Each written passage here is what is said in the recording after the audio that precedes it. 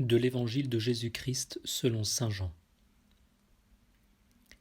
6 jours avant la Pâque, Jésus vint à Béthanie où habitait Lazare, qu'il avait réveillé d'entre les morts. On donna un repas en l'honneur de Jésus.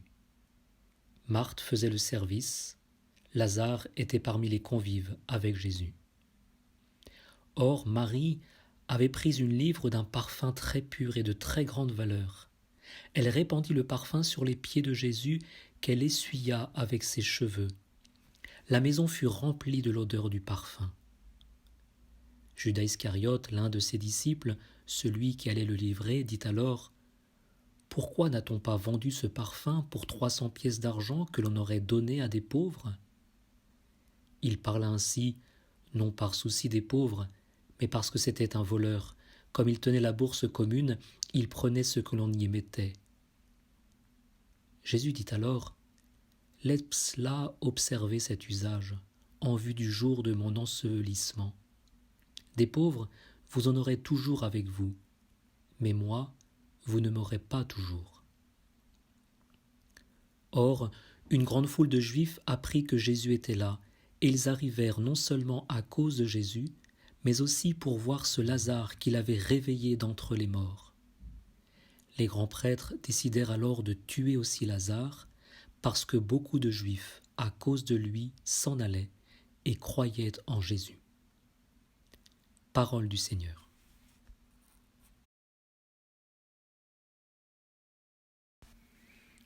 Frères et sœurs, au début de cette semaine sainte et au début de notre retraite paroissiale, il est beau de mettre nos pas dans ceux du Christ, de nous mettre à l'école de Jésus.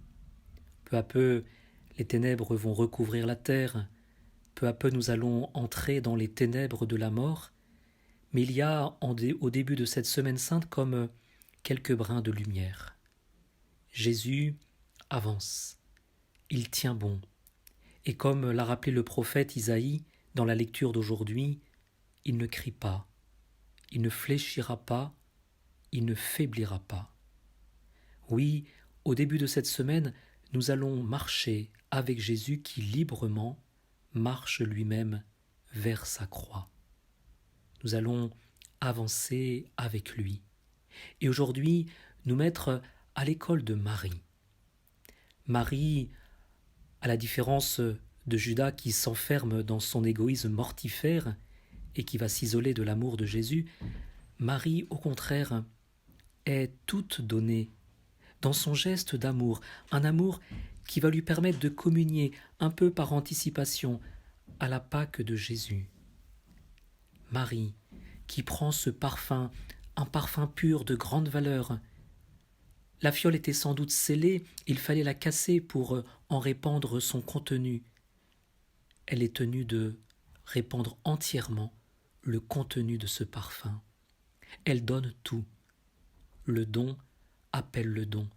Sans doute en reconnaissance à Jésus qui a ressuscité son frère, mais sans doute aussi parce qu'elle a perçu cet amour inconditionnel, infini, celui de Jésus.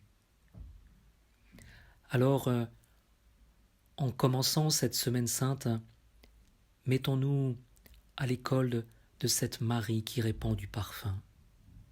Osons répandre nous aussi le parfum de cette reconnaissance infinie en faveur de Jésus qui donne sa vie.